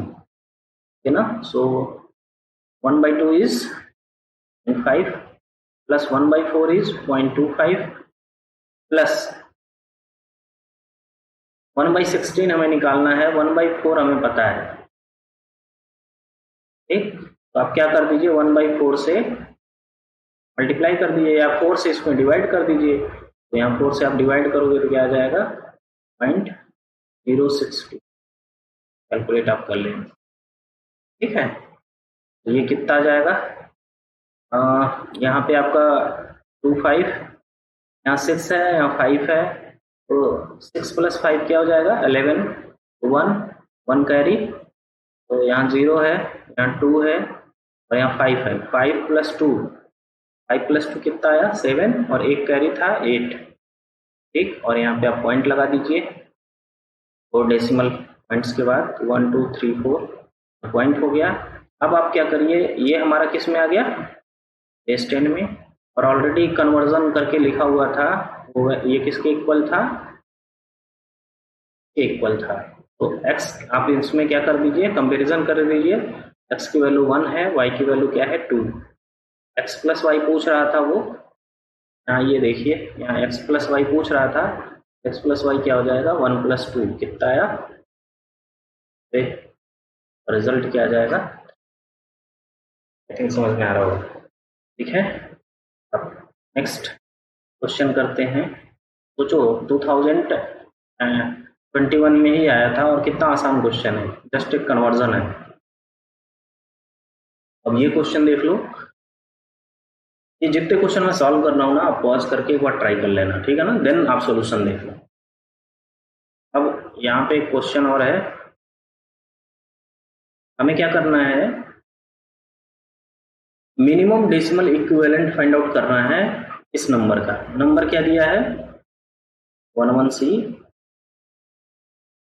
इसका मिनिमम डेसिमल इक्विवेलेंट चाहिए, मतलब इसके इक्विवेलेंट जो डेसिमल वैल्यू आएगी, मिनिमम डेसिमल वैल्यू, वो हमें फाइंड आउट करना है। ठीक है, अच्छा, जब भी हम किसी नंबर सिस्टम को, मान लो ये नंबर सिस्टम है विथ बेस आर, तो मान लो बेस आर का है ये नंबर सिस्टम, तो आपको क्या करना पड़ता है डेसिमल में कन्वर्ट करने के लिए, इसको आपको यहाँ पे पोजिशनल वेट लिखने पड़ते हैं, ठीक है ना। तो आप यहाँ पे क्या करते हैं, पोजिशनल वेट लिखते हैं। पोजिशनल वेट क्या होता है, सबसे पहले, अब यहाँ पे पॉइंट तो है नहीं, तो आप क्या करो, तो यहाँ पे r की पावर 0 लिखते हैं, यहाँ r की पावर 1, यहाँ r की पावर 2, ऐसे लिखते हैं। ठीक, तो कुल मिला के अगर हमें बेस पता चल जाए इसका, तो हम डेसिमल इक्विवेलेंट कैलकुलेट कर सकते हैं, ठीक है ना। अब वो डेसिमल इक्विवेलेंट मिनिमम कब होगा, ये हमें डिसाइड करना है। ठीक, तो यहाँ पे मैंने क्या बोला था, अगर आपको बेस पता करना हो, तो जो भी यहाँ पे नंबर्स गिवन हैं, जो ये नंबर गिवन है, इसमें जो डिजिट्स हैं, उसमें आप देखिए जो मैक्सिमम डिजिट है वो कौन सा है। तो यहाँ 1 है, यहाँ 1 है, यहाँ C है, तो C क्या है, मैक्सिमम डिजिट है, जिसकी वैल्यू मतलब बड़ी है। ठीक है, मैक्सिमम मतलब जिसकी वैल्यू सबसे ज्यादा बड़ी है। तो C को हम क्या कंसिडर करते हैं, A को हम 10 मानते हैं, B को हम 11 मानते हैं, C को हम 12 मानते हैं। ठीक है, तो कुल मिला के आपके पास जो अंदर डिजिट है वो उसकी वैल्यू 12 है, मैक्सिमम जो डिजिट है उसकी वैल्यू क्या है, 12 है। तो इसका रेडिक्स क्या होगा, मैंने बताया था, इससे एक ज्यादा और उससे बड़ी वैल्यू सब में आ जाएगा ये, यानी ये जो C है वो बेस 13 और 13 के ऊपर वाले सारे बेसिस में आ जाएगा, ठीक है ना। क्योंकि 13 में भी ये रहेगा, 13 में 0 to 12 होगा, 14 में 0 to 13 होगा, तो 0 to 13 में 0 to 12 होगा ही होगा। मैंने बताया था कि अगर हायर बेसिस आप कैलकुलेट कर रहे हैं, तो लोअर बेसिस सारे के सारे जो एलिमेंट्स हैं लोअर बेसिस के, वो सारे के सारे हायर बेसिस में अवेलेबल होंगे, ठीक है ना। तो कुल मिला के जो ये बेस है इसका, ठीक है ना, इस नंबर का बेस है वो क्या है, ग्रेटर देन और इक्वल टू 30, ये बेस होगा इसका। लेकिन हमें क्या चाहिए, अब ग्रेटर देन इक्वल टू 13 में तो कई बेसेस आ जाएंगे, लेकिन हमें कौन सा बेस चाहिए, एक ऐसा बेस चाहिए जो जब हम इसका डेसिमल इक्विवेलेंट निकालें तो वो मिनिमम हो। ठीक है, तो मिनिमम कब होगा, जब इसका बेस मिनिमम हो। ठीक है, क्यों, क्योंकि यहाँ पे आप क्या कर रहे हो, यहाँ पे आप जो बेस की वैल्यू है उसी पे तो पोजिशन मतलब पावर्स दे रहे हो, पोजिशनल वेट जो लिख रहे हो वो बेस के पे ही डिपेंड कर रहा है। तो अगर बेस की वैल्यू बड़ी होगी, जब आप इसको मल्टीप्लाई करोगे, ठीक है, ये वैल्यू बड़ी होगी तो उसका स्क्वायर और बड़ा होगा, ठीक है, और जब आप इसको मल्टीप्लाई करके ऐड करोगे तो ये वैल्यू क्या हो जाएगी, ज्यादा बड़ी आ जाएगी। ठीक, लेकिन अगर ये वैल्यू छोटी है, यानी बेस अगर छोटा है, छोटा अगर हमने बेस लिया है, तो ओवरऑल मल्टीप्लाई करेंगे जब हम, तो जो ये ओवरऑल वैल्यू आएगी ऐड करने पे, वो क्या हो जाएगा, कम आएगा, मिनिमम आएगा। ठीक है ना, आई थिंक समझ में आ रहा होगा। तो बेस अगर कम है तो आप क्या करेंगे, जब उसको डेसिमल में कन्वर्ट करेंगे, जो वैल्यू आएगी वो हमेशा क्या आएगी, कम आएगी। लेकिन अगर बेस आपकी ज्यादा है तो जो ओवरऑल वैल्यू है डेसिमल में जो आएगी वो क्या आएगी, ज्यादा आएगी। ठीक है ना, तो हम देख रहे हैं कि यहाँ पे जो बेस की वैल्यू है वो क्या है, ये पॉसिबल है 13, 14, 15, है ना, बड़े सारे पॉसिबल हैं। तो अगर हम बेस 13 ले लें, मिनिमम बेस ले लें, तो यहाँ पे अगर स्क्वायर करेंगे तो वो मिनिमम आएगा, मल्टीप्लाई करके ऐड करेंगे तो वो भी क्या आ जाएगा, मिनिमम आएगा। यानी कुल मिला के जो यहाँ से डेसिमल इक्विवेलेंट आएगा वो क्या आएगा, मिनिमम आएगा। ठीक है ना।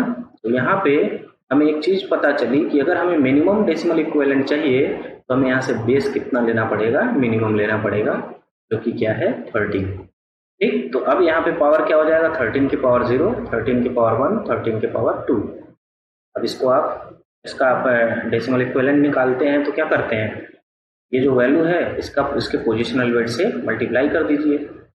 1 इंटू 13 स्क्वायर प्लस 1 इंटू 13 की पावर 1 प्लस 3 इंटू 13 की पावर 0।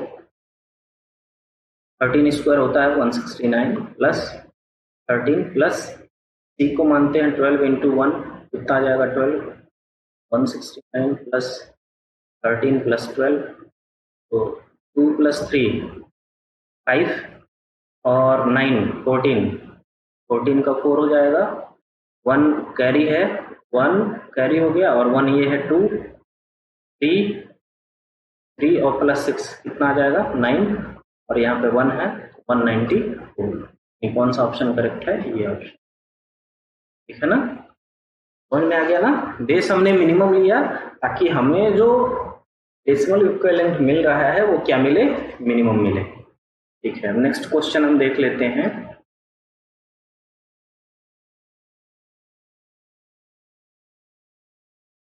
ये जो क्वेश्चन है आपका, ये आया था 2014 में। ठीक है ना, तो इसमें बोल क्या रहा है कि इसमें द बेस और radix of A number system such that the following equation holds is, ये इक्वेशन होल्ड करे इसके लिए इसका बेस और रेडिक्स क्या होगा। ठीक है ना, इसको फाइंड आउट करने के लिए आपको क्या करना पड़ेगा, हमारे पास अवेलेबल क्या है,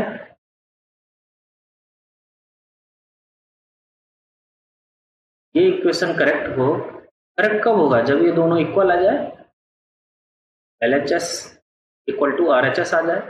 ठीक है, तो हम क्या कर रहे हैं, हम मान रहे हैं कि वो दे भी रहा है कि बेस इसका क्या है, कुछ आप मान लीजिए और वही कैलकुलेट करना है। तो मैंने मान लिया कि बेस क्या है, B है। ठीक है ना, तो यहाँ भी बेस क्या हो जाएगा, B, यहाँ भी ये भी क्या हो जाएगा, बेस B। ठीक है, अब जब कभी भी आपको इसको, अब बेस तो हमें पता नहीं था कि कौन सा है, डेसिमल है या डेसिमल नहीं है, कौन सा बेस है ये हमें पता ही नहीं है। ठीक है ना, और अगर मुझे B बेस को डेसिमल में कन्वर्ट करना है तो यहाँ पोजिशनल वेट लिखना पड़ेगा, B की पावर 0, B की पावर 1, B की पावर 2, यहाँ भी B की पावर 0, B की पावर 1, यहाँ भी B की पावर 0, B की पावर 1, इसका पोजिशनल वेट क्या हो जाएगा, B की पावर -1। ठीक है, क्योंकि पॉइंट के बाद है, ये ध्यान देना हमेशा। तो यहाँ पे क्या आ जाएगा, 3B स्क्वायर मल्टीप्लाई हो जाता है 3 into b square, 3B square 1 into b plus 1 into b हो गया, 2 इंटू बी के पावर 0 क्या हो जाएगा 2, एक डिवाइड बाई ये हो जाएगा 2B, 2 इंटू बी के पावर 1 2B हो जाएगा, और यहाँ पे 0 इंटू बी के पावर 0 क्या हो जाएगा 0, तो इतना ही आएगा। वैसे ही आप इधर करोगे तो क्या हो जाएगा, b प्लस 3 प्लस b के पावर -1। ठीक, अब आप क्या करिए, क्रॉस मल्टीप्लिकेशन। बचपन में जब हम लोग छोटे थे तो बोला जाता था तिर्यक गुणा करो। ठीक है, क्रॉस मल्टीप्लिकेशन करना है, तो 3B square plus B plus 2 into 1, यही वैल्यू आएगी, क्या हो जाएगा 2B, B plus 3 plus 1 multiply कर दो, 3B square plus B plus 2 equal to 2B का B में करोगे तो B स्क्वायर हो जाएगा, 6B प्लस 2B का 1/b तो क्या आ जाएगा 2, ये 2 से ये 2 शहीद हो गया। ठीक है, अब आप क्या करो, ये सारी वैल्यू इधर ट्रांसफर कर दो, तो इसको हम क्या बोलते थे, पक्षांतर करना। ठीक है ना, तो जब हम ये वैल्यूज को इस साइड लाएंगे तो यहाँ पे जो उसके साइन है वो क्या हो जाएंगे, चेंज हो जाएंगे। तो ये क्या हो जाएगा 3B square minus 2b square plus b minus 6b is equal to 0, यानी क्या आया, b square minus 5b is equal to 0। ठीक, तो ये अब यहाँ पे b अगर मैं कॉमन ले लूँ तो कोई प्रॉब्लम नहीं, b कॉमन लेंगे तो ये वैल्यू आ जाएगी। अब ये वैल्यू 0 कब होगी, जब या तो b की वैल्यू 0 हो या b माइनस 5 की वैल्यू 0 हो। ठीक है, तो अगर b की वैल्यू 0 हो सकती है क्या, बेस कभी इसका 0 हो सकता है क्या, नहीं, क्योंकि बेस 0 होगा, पहली चीज तो ये नंबर्स अलाउड कैसे होंगे इसमें, ठीक है ना, 0 से बड़े हैं तो, और वैसे भी बेस 0 हो ही नहीं सकता, ठीक है ना। तो यहाँ पे क्या हो जाएगा, ये वैलिड नहीं है, ठीक है ना। बेस 0 अगर होगा तो भैया डिजिट क्या होगा उसमें, ठीक है ना, तो बेस 0 तो एग्जिस्ट ही नहीं करेगा। तो कुल मिला के b की वैल्यू 0 नहीं हो सकती, तो b की वैल्यू जब 0 नहीं होगी तो यही 0 होगा, देन ओनली ये इक्वेशन करेक्ट होगा। तो यहाँ से b की वैल्यू क्या आ जाएगी, 5, यानी बेस हमारा क्या आया, 5, है ना। तो यहाँ पे क्या आ जाएगा, 5। आई थिंक समझ में आ रहा होगा। ठीक, ये 2014 का क्वेश्चन था। नेक्स्ट एक और क्वेश्चन है, उसको भी सॉल्व कर लेते हैं। ये जो क्वेश्चन है ये 2015 में आया है जेट में, ठीक है ना। तो यहाँ पे हमारा, आप देखिए जब भी कोई क्वेश्चन आपको यहाँ दिखे तो सॉल्यूशन मत देखिए, पहले उसको पॉज कर लीजिएगा, पॉज करके उसको सॉल्व कर लीजिएगा, ठीक है। और जैसा भी हो उसके बाद सॉल्यूशन मैं यहाँ पे करवा ही रहा हूँ तो उसको आप देख लीजिएगा, ठीक, मैच कर लीजिएगा सॉल्यूशन, जहाँ भी डाउट हो आप वहाँ पे क्लियर कर लीजिएगा, या फिर आप मेरे से पूछ सकते हैं, ठीक ना, हमारे ग्रुप पे या कमेंट्स में ही पूछ लीजिए। अब देखिए, अब यहाँ पे दिया है, consider the equation 43 base x is equal to y3 base 8 where x and y are unknown. x और y की वैल्यू क्या है, अननोन है। तो यहाँ पे हमें क्या करना है, number of solutions find out करना है, ठीक है। गिवन क्या है, 43x is equal to y3 8। तो नंबर ऑफ सॉल्यूशंस इसके फाइंड आउट करने हैं, यानी एक्स वाई की कितनी वैल्यूज के लिए ये कंडीशन सेटिस्फाई होगा, है ना, कुल मिला के हमें ये पता करना है। तो मैंने पहले ही बोला, सबसे सिंपल तरीका क्या होता है कि अगर आप कुछ नहीं समझ में आता तो आप सबसे पहले उसको क्या करिए, डेसिमल में चेंज करिए। तो डेसिमल में चेंज करने के लिए यहाँ का पोजिशनल बिट क्या हो जाएगा, एक्स की पावर 0, क्योंकि रेडिक्स एक्स है, यहाँ एक्स की पावर 1, 8 की पावर 0, 8 की पावर 1। अब इसको सॉल्व कर लीजिए, तो जब इसको सॉल्व करेंगे क्या आ जाएगा डेसिमल में, 4x प्लस 3, 4 इंटू एक्स, यहाँ पे प्लस हो जाएगा 3 इंटू एक्स के पावर 0, एक्स पावर 0 की वैल्यू 1, 8y प्लस 3, क्योंकि यहाँ क्या होगा, y इंटू 8 यानी 8y, और यहाँ पे प्लस हो जाएगा 3 इंटू 8 के पावर 0, 8 के पावर 0 की वैल्यू 1, तो इस यहाँ पे आ जाएगा 3। इस 3 से ये 3 आपका क्या हो गया, कैंसिल, सही हो गया, 4x इक्वल टू 8y, या आप ये कह सकते हैं x इक्वल टू 2y, ये रिलेशन आ गया। अब x और y की किन किन वैल्यूज के लिए ये रिलेशन क्या होगा, ट्रू होगा, वो हमें देखना है, तो उतने सॉल्यूशन हो जाएंगे। तो आप यहाँ पे x लिखिए, यहाँ पे आप y लिखिए, और देखते हैं एक्स वाई की वैल्यू क्या पॉसिबल है। यहाँ पे देखिए बेस क्या है, x है, और इसमें जो डिजिट है वो क्या है, मैक्सिमम ये नंबर है, इस नंबर में जो बड़ा डिजिट है वो कौन सा है, 4, ठीक है। तो x की वैल्यू हमेशा उस 4 से क्या होगी, बड़ी होगी, ठीक है ना, ये बेस वाला रूल हम यहाँ अप्लाई कर रहे हैं। तो x की वैल्यू क्या होगी, हमेशा 4 से बड़ी होगी, ये कंडीशन हमें देखना है। अब यहाँ पे आ जाइए, यहाँ पे बेस क्या है, 8 है। जब कोई बेस 8 होता है तो उसमें जो डिजिट्स अलाउड होते हैं वो 8 से क्या होंगे, लेस होंगे, ठीक है ना, उसके इक्वल या उससे बड़े नहीं हो सकते। तो कुल मिला के यहाँ पे कंडीशन क्या है कि जो y की वैल्यू है वो लेस देन आएगी कितनी, 8 से। लेस देन 8 है तो यहाँ पे लिख देते हैं 1 2 3 4 5 6 7 8, यही वैल्यूज पॉसिबल हैं, है कि नहीं? आप जीरो भी लिख सकते हैं, हाँ, लेकिन जीरो लिखने देखो कभी भी कोई नंबर ऐसा नहीं आता है ना, जीरो आप लिख सकते हैं, आइए तो जीरो लिख दीजिए, कोई प्रॉब्लम नहीं, लेकिन कभी भी आप ऐसे नहीं लिखते, आप हमेशा क्या लिखते हो, बस 3 लिख देते हो, ठीक है ना। फिर भी मान लीजिए अगर आप मानते हैं कि जीरो भी, तो जीरो के लिए भी चेक कर लीजिए, कोई फर्क नहीं पड़ेगा उससे, ठीक है। अब x की वैल्यू 4 से ज्यादा होनी चाहिए, तो 4 से ज्यादा क्या होगा, 5 6 7 8 9 10, ठीक। और यहाँ पे अगर आप इस ये जो हमारा रिलेशन है इसमें अगर आप देखेंगे तो जो y की वैल्यू है उससे x की वैल्यू डबल है कि नहीं? तो आप यहाँ पे एक चीज गड़बड़ हो गई, 8 यहाँ नहीं हो सकता, क्यों क्यों? क्योंकि y की वैल्यू हमेशा लेस देन 8 होगी, ठीक है ना। तो 0 to 7 आप लिख सकते हैं, लेस देन 8 होगी, न कि इक्वल होगी, ठीक। तो यहाँ पे जो मैक्सिमम वैल्यू होगी यहाँ पे वो हम क्या लिखें, y का डबल, जो मैक्सिमम वैल्यू y का होगा उसका डबल तक लिखें। तो 7 है यहाँ पे, तो मैक्सिमम क्या मैच कर सकता है, 14, उसका डबल क्या हो जाएगा 14, तो यहाँ पे आप 14 तक लिख दीजिए। आगे भी होगा लेकिन आगे वाले से ज्यादा मतलब नहीं है, क्यों?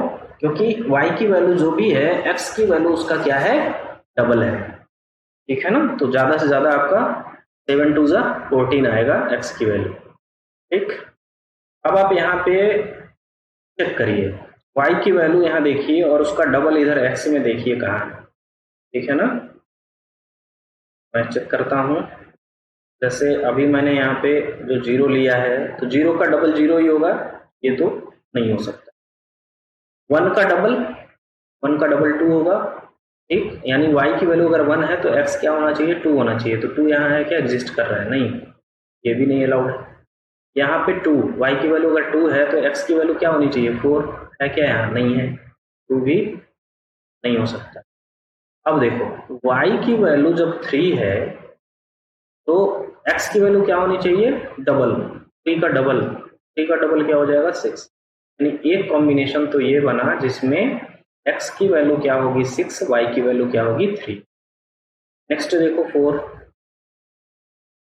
का डबल 8, दूसरा कॉम्बिनेशन क्या बना कि अगर y की वैल्यू 4 है तो उसका डबल x में क्या हो जाएगा 8, एक कॉम्बिनेशन ये बन जाएगा, इसके लिए ये कंडीशन जो है ये कंडीशन ट्रू होगी, ठीक। अब y की वैल्यू देखो यहाँ 5 है तो 5 का डबल हमारा x होना चाहिए, तो 5 2 10, यहाँ देखो 10 है तो एक कॉम्बिनेशन ये बन गया। यहाँ पे 6 है, 6 का डबल कितना होगा 12, यहाँ पे एक कॉम्बिनेशन ये बन गया। यहाँ देखो 7 है y की वैल्यू, तो x की वैल्यू इसकी डबल होनी चाहिए, ये डबल है 14। यानी ऐसे कितने कॉम्बिनेशन मिले, 1 2 3 4 5 कॉम्बिनेशन मिले। यानी इन 5 कॉम्बिनेशंस के लिए ये जो कंडीशन है वो ट्रू होगा। यानी ये कंडीशन ट्रू होने का मतलब क्या हुआ कि ये है जो कन्वर्जन है वो ट्रू होगा। तो सॉल्यूशन कितना हो जाएगा, कितने नंबर ऑफ पॉसिबल सॉल्यूशन होंगे, 5, ठीक। कौन कौन से, x और y के टर्म में लिखता हूं, कौन कौन से होंगे, 6 3 एक सॉल्यूशन होगा, दूसरा होगा 8 4, नेक्स्ट होगा 10 5, देन होगा 12 6, देन होगा 14 7। ये 5 सॉल्यूशन इसके पॉसिबल, ठीक है। मेरे ख्याल से समझ में आ रहा है। जो हमारा टेकी चैनल है टेकी फैकल्टीज का, आप उसको लाइक करिए, अगर सारी चीज़ें आपको हेल्प पहुंचा रही हैं तो इसको लाइक करिए, शेयर करिए, कमेंट करिए, और अदर स्टूडेंट में भी इसको क्या करिए आप शेयर करिए, ताकि उनको भी ये जो फ्री गाइड क्लासेस चल रही हैं उनका बेनिफिट मिल सके, ठीक है ना। ठीक है, तो नेक्स्ट लेक्चर में मिलते हैं।